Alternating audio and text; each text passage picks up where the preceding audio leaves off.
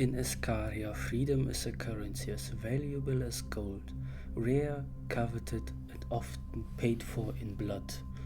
The land groans under the weight of the Dark Lord's dominion, his shadow stretching across the realm like a suffocating shroud. Most people have no choice but to pledge their lives to him and his minions, their wills shackled by fear, desperation, or the hollow promise of survival. Others hide in the very shadows he casts, clinging to the fringes of society, always one misstep away from being crushed beneath the heel of his Black Legion.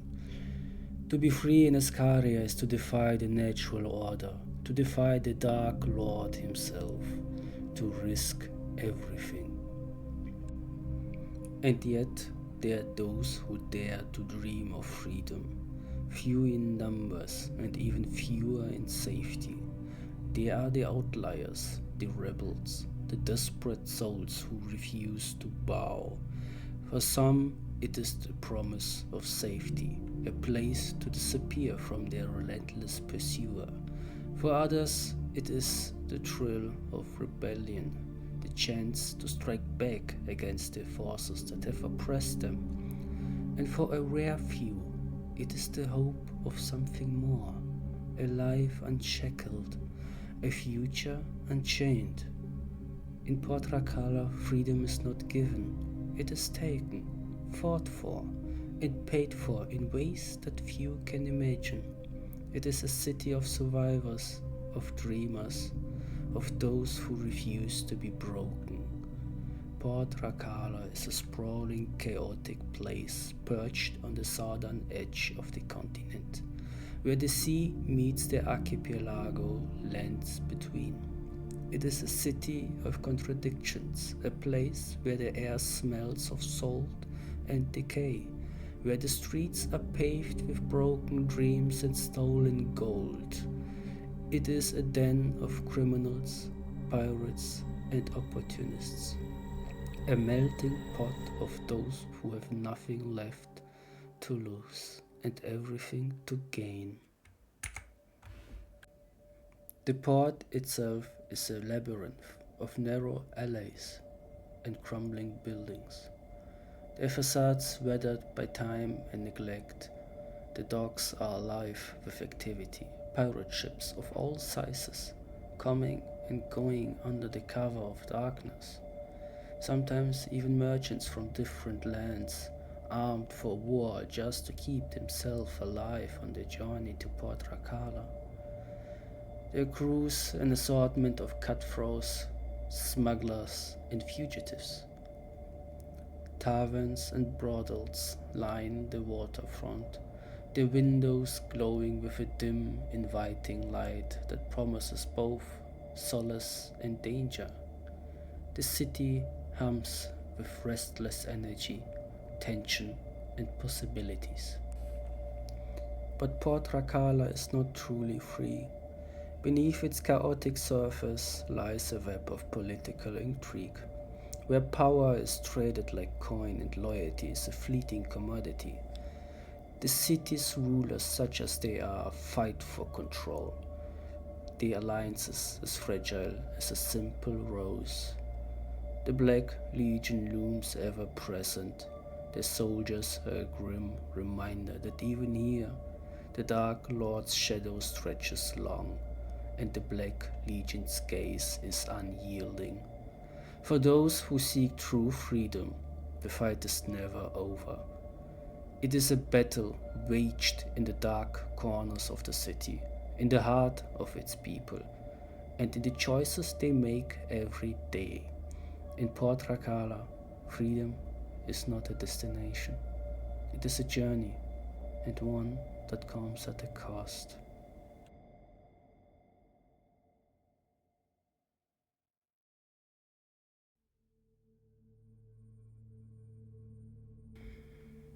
The stars shine bright today. It is a clear night, clear enough to wander through the forest instead of waiting another night somewhere in a tree.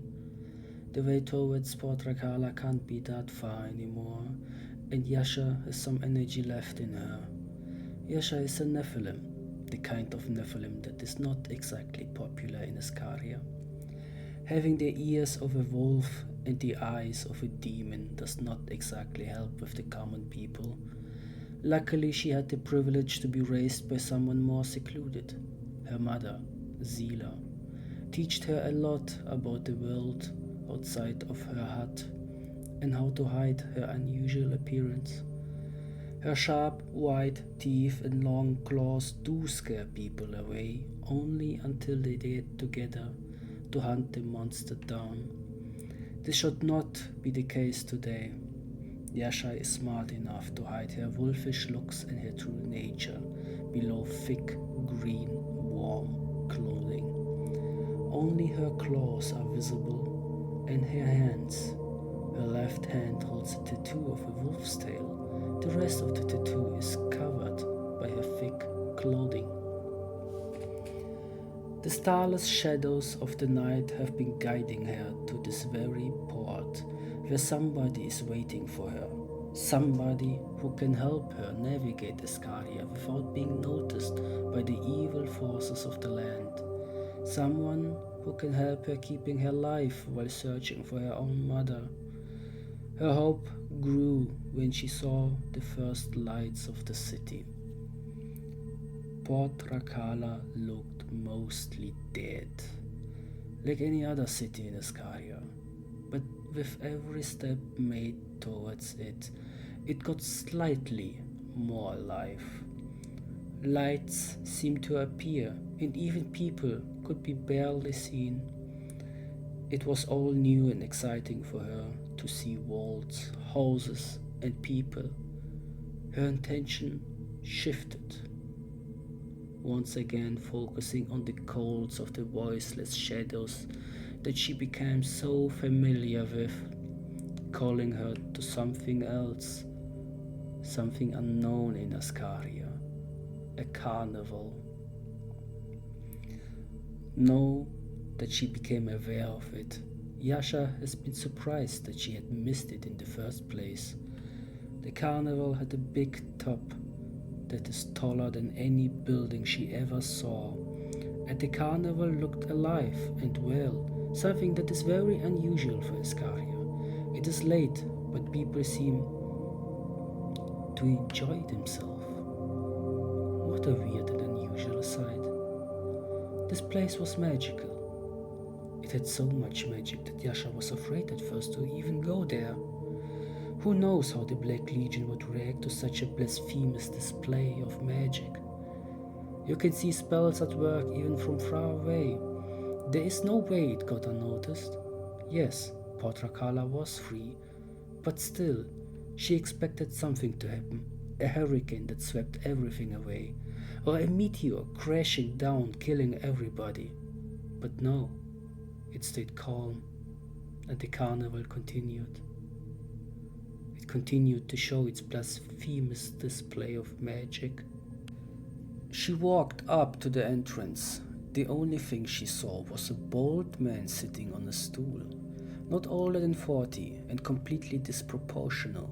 His flesh would shift from one body part to another in mere seconds, and when she came closer, his right eye grew rapidly, almost bursting out of his skull, watching her while his torso collapsed. He grabbed the gate with his tiny hand, which grew in mass instantly. "Welcome to the flesh-boned carnival, miss. We hope you enjoy your stay," he said with a collapsing voice and opening it for her without standing up from his stool. She looked at the man for a very long time before nodding and entering the mysterious place. It didn't feel any different being around this many people.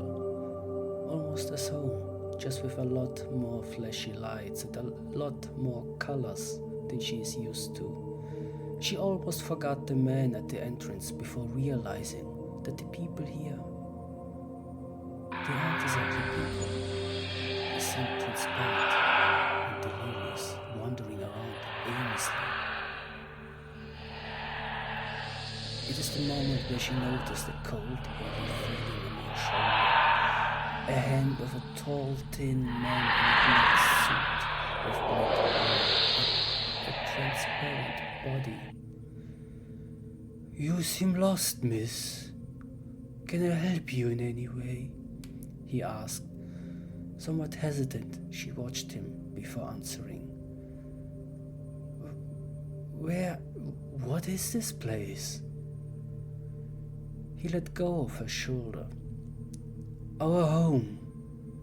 The last place we lived in, and the last place we'll be before he consumes us." His eyes moving from her to the big top behind the tents. Some time passes before he speaks again. "Don't repeat my mistake. Do not die in here." While talking, he starts walking towards the north of the carnival, and Yasha followed him instinctively. "What do you mean? Who will consume you?" she asked. "Our master. Be careful, or he becomes your master as well.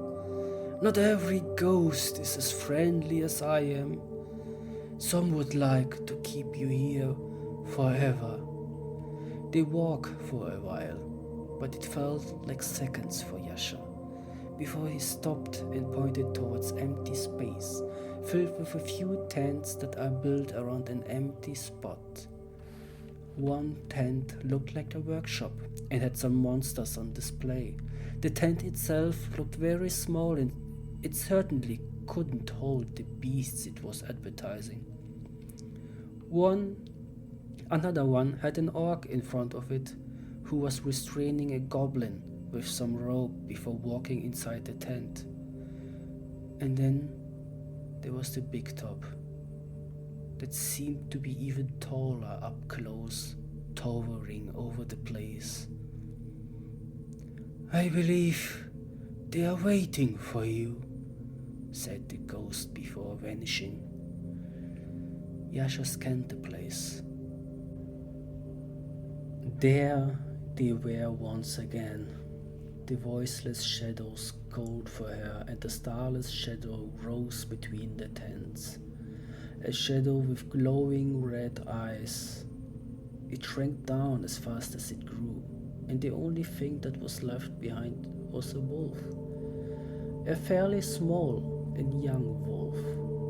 Nothing compared to the shadows Yasha sees sometimes, but still something to look out for. She walked closer to the young pup, and it started growling and snarling with hate and disgust.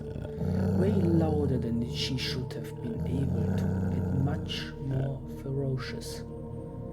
The wolf fell silent after hearing its master's voice, a female voice from the shadows of the tent. "Silence, Mela. She is the one we are waiting for.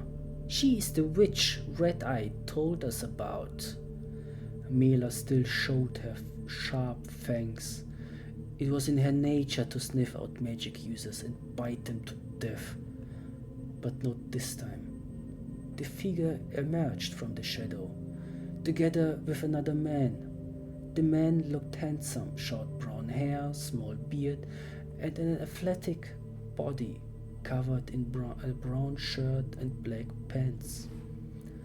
On his hip he wore several vials, a necklace around his neck with a stone made of amber, and a satchel around his waist filled with ingredients and other alchemical things.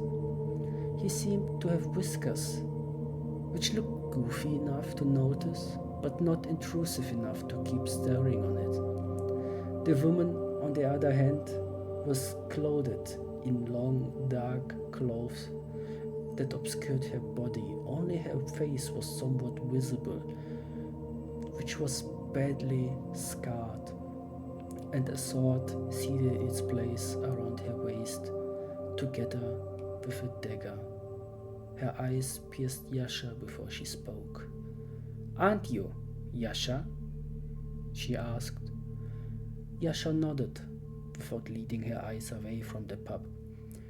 "I supposed to meet someone who is able to help me. Are you the one Red One wanted me to see?" "My name is Venya, and this is Vandir. I brought him for backup, just in case." Venya removed her face mask, and an attractive young woman was below it, at least if it weren't for all the scars that covered her face, and her nose that probably took a blow or two. "Your boyfriend wasn't exactly chatty. He told me you'll be here today, and that I'm supposed to teach you, even though I'm not exactly sure what I'm supposed to teach you." Venya looked at Yasha intensively. Between the two, Mila started to growl and snarl, seemingly at the air.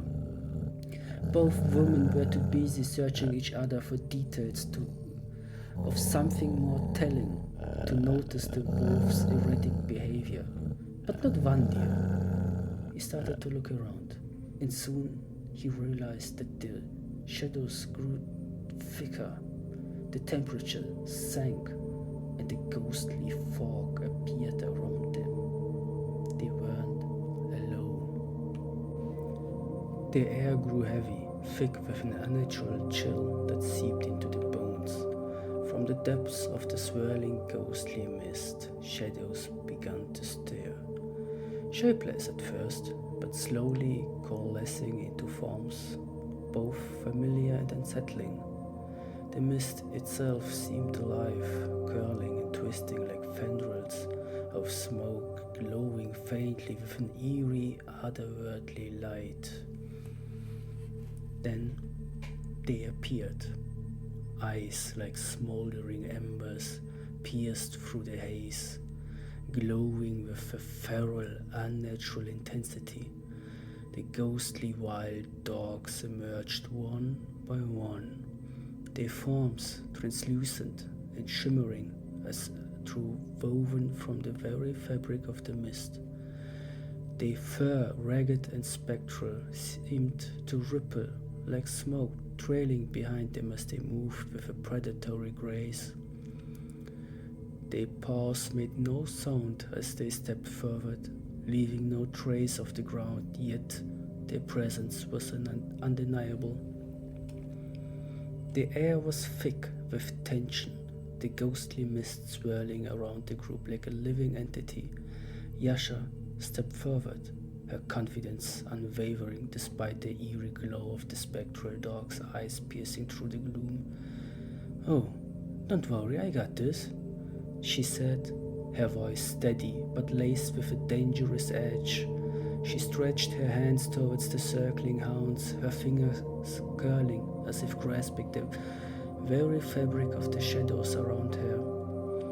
The darkness seemed to respond, bending and twisting to her will, as if it were alive and eager to obey.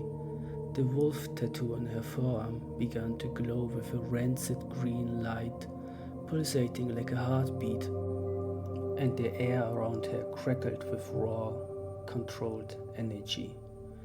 But before she could unleash her spell, a sharp, blunt pain exploded in her side, forcing her to stagger and lose her focus. The shadows recoiled, the green light flickered and died, and the crackling energy dissipating into the mist. Yasha hissed in pain and turned to see Venya, glaring at her, the pommel of her dagger still raised. "No spells? Are you insane?" Venya snarled, her voice low but fierce. "Do you want to draw more attention to this place? To us? Use something else, or hide. We don't need the Black Legion descending on us." Venya turned her head to her own wolf. "Mela, hide. You are not ready to fight yet." Yasha clenched her jaw. Before she could retort, the ghostly dogs began to close in, their translucent form moving with a predatory gaze. The glowing eyes locked onto the group, and their silent snarls revealed jagged, spectral teeth. The mist clung to their forms, making them seem even more otherworldly as they circled, waiting for the perfect moment to strike. It didn't take long. One of the dogs lunged forward. Its form was blurry, its jaws wide and aimed straight for Venya's throat. But before it could reach her, a glass bottle filled with crackling lightning arched through the air, striking the creature mid-leap. The bottle shattered on impact, releasing a blinding explosion of light and energy. The spectral dog let out a howl as it was thrown to the ground, its form flickering and writhing as it struggled to hold itself together. "They are just wild dogs," Vanya shouted, his voice booming over the chaos. He was already preparing another bomb, his hand moving with practiced precision. "Show them who is in charge, and they will leave us alone." His words were confident, but the tension in his shoulders betrayed his unease. These were no ordinary beasts, and everyone knew it. The explosion lit up the mist like a lightning strike. Its blinding light and deafening roar momentarily scattered the ghostly dogs, but the reprieve was short-lived. The remaining hounds let out snarls, their glowing eyes burning brighter, their spectral forms flickering with an unnatural rage. The mists seemed to pulse around them as if feeding their fury. Two of the dogs broke from the circle, their movements swift and predatory, their translucent bodies surging towards with an unending hunger. Yasha barely had any time to react as the first dog lunged at her, its jaws wide and dripping with an eerie, glowing saliva. The creature's weight slammed into her, knocking her off her feet and sending her crashing to the ground. The impact drove the air from her lungs, and before she could recover, the dog's teeth sank into her shoulder, tearing through flesh with a sickening ease. Pain shot through her body, sharp and searing, but it was quickly drowned out by the adrenaline surging through her veins. The second dog was on her in an instant, its jaws snapping at her arm, its ghostly fangs sinking deep. Yasha gritted her teeth, refusing to cry out. Even as she felt the cold, unnatural bite of the spectral beast, she thrashed beneath the creature, her free hand clawing at the ground for something, anything to fight back. But she wasn't alone. Venya moved like a shadow, her sword flashing through the air with deadly precision. She drove the blade deep into the side of the dog, pinning Yasha down, the weapon slicing through its spectral form. The creature let out a howl, its body flickering and writhing as Venya twisted her blade. With a swift, practiced motion, she drew her dagger and brought it down in a clean arc, severing the dog's head from its body. The creature dissolved into mist, its glowing eyes fading into nothingness.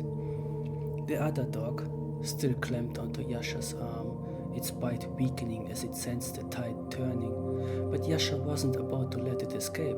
Her eyes burned with feral red light, and her lips curled back, revealing sharp, dangerous fangs. With a snarl, she lunged forward, burying her teeth into the dog's ghostly throat. The taste was foul, like ash and decay, but she didn't care. She tore into the creature with a savage ferocity, her fangs ripping through its spectral flesh. The dog let out an agonizing yelp, its form flickering and fading as Yasha's bite tore its throat. Apart, the creature hitting the ground, already dissolving into the mist, its glowing eyes extinguished. Yasha spat out a mouthful of foul, smoky residue, her chest heaving as she pushed herself to her feet. Blood dripped from her wounds, but her expression was one of grim satisfaction. Venya stood beside her, her sword and dagger still ready, her eyes scanning the mist for any sign of more attacker. "You're right," she asked, her voice tight with tension. Yasha wiped the spectral residue from her mouth with the back of her hand and nodded. "I've had worse," she said, her voice rough but steady. She flexed her injured arm, testing the limits of the damage. The bite marks were deep, but the pain was already dulling, her body's unnatural resilience kicking in. The mist around them seemed to grow heavier, the air colder, the remaining dogs circling warily, their glowing eyes fixed on the group, but their movements were more cautious now. They had seen what the group were capable of, and even these spectral predators knew better than to charge recklessly. Van Deer stepped forward, his boots crunching soft against the damp, mist-covered ground. His hands clutched another of his makeshift bombs, the glass vessel glowing faintly with a volatile green-hued liquid that sloshed ominously inside. His fingers tightened around it, the cool surface slick with condensation from the eerie mist. His eyes narrowed as he surveyed the circling pack of ghostly dogs, their glowing eyes flickering like dying embers in the gloom.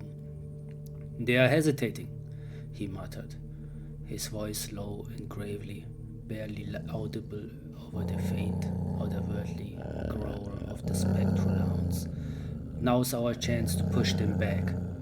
Without waiting for a response, he pulled his arm back and hurled the bomb in a high arc.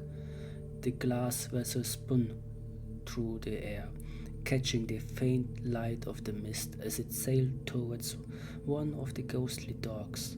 For a moment, time seemed to slow. The bomb hung in the air, the dog's glowing eyes tracking its trajectory, the mist swirling around it like a living thing. Then it struck. The bomb shattered on impact, releasing a burst of searing green fire that engulfed the spectral hound in an instant. The creature let out a howl, its form writhing and twisting as the flame consumes it. The fire burned unnaturally hard, its green light casting grotesque shadows across the mist. The dog's translucent flesh blackened and crumbled, its glowing eyes dimming as it was reduced to ash. The acrid stench of burning ectoplasm filled the air, sharp and metallic, making the group's eyes water and their throats burn. The sight of the packmate burning alive seemed to trigger something primal in the remaining dogs. The glowing eyes widened and their spectral forms flickered with what could only be described as fear. The mist around them, once thick and oppressive, began to dissipate as if the creature's terror was unraveling the very fabric of the unnatural fog. The dogs hesitated, their snarls fading into silence, their movement growing uncertain. Then, as if a silent command has been given, the pack turned and fled.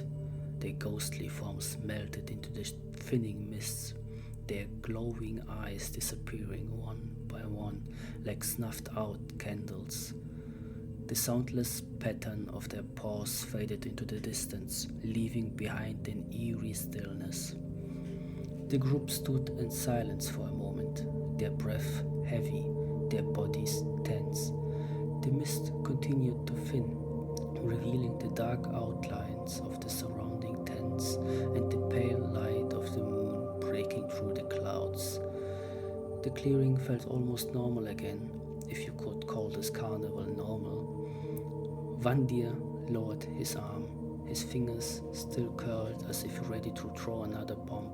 "Well," he said, his voice breaking the silence. "That worked better than expected." Vanya whistled for the wolf, and soon after Mila appeared once again. Vanya's mood lit up when she saw her companion unarmed. "Good girl. Now let's get out of here before they recover and attack us once more."